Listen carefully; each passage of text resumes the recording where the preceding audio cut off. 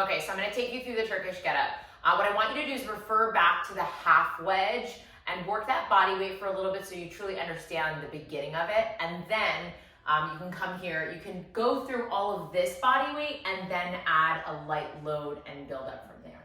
Okay, so we're gonna start, I'm gonna show you with weight, and like I said, remember you can take it back to body weight, but if you have that weight, you always wanna start in the fetal position. This is the safest way to pick up the bell. So I'm gonna take my hand, hook underneath that belt. That bell is right in line with my belly button, and I'm gonna take the other hand over top. From here, I just roll. So I'm gonna roll onto my back, my elbows still on the ground. I can keep two hands on the bell to set my legs up. So the bell is on the left side, which means my left foot is gonna be bent. The opposite leg will go out.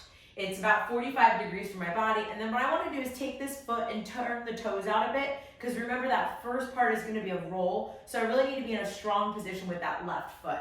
All right, so I'm gonna put my head back down. I'll take two hands to press the bell up and overhead.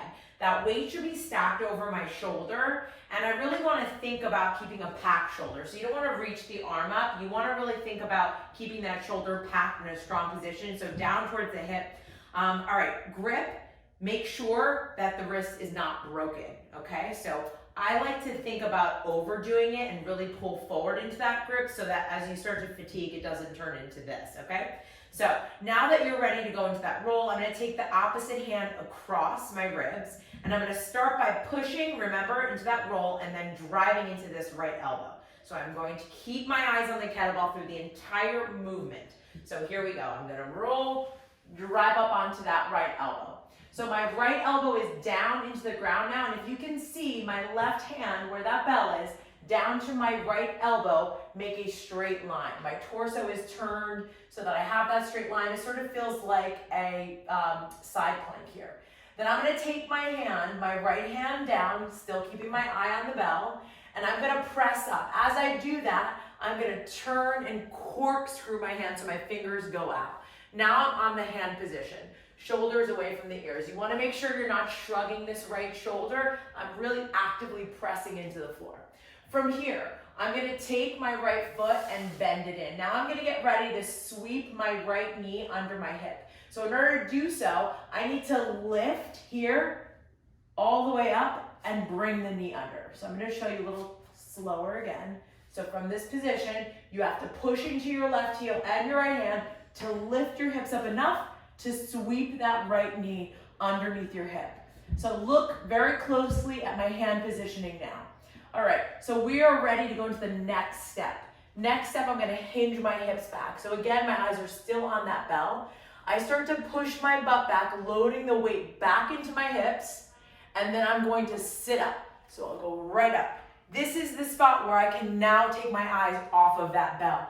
This is not a good position to come out of, okay? So what I need to do is I can either swivel my back foot and get into my perfect lunge, or I can take the front leg and adjust it in. So two options. I like the swivel option, but for people who have knee problems, they prefer this, okay? So we're gonna go here, they prefer this step out. So now I get my feet into a perfect lunge, bicep by the ear, my ribs are not flaring. I like to take my opposite arm out, eyes are forward. I'm gonna drive into my front leg, come to the standing position, okay? Standing position, again, glutes tight, ribs are down, and I'm just gonna reverse everything I just did. So opposite leg steps back.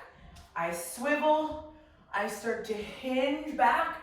As I hinge back, I'm gonna sweep my hand down my leg and place my hand on the ground. All right, from here, I'm gonna sweep my leg through, bringing my hips down on the ground between my hand and my heel. I'll lower to my elbow position, and then I'll roll with control back down to the ground. When I'm done, I'll take two hands on the bell, I'll lower and roll it out to make sure that I lower the bell safely.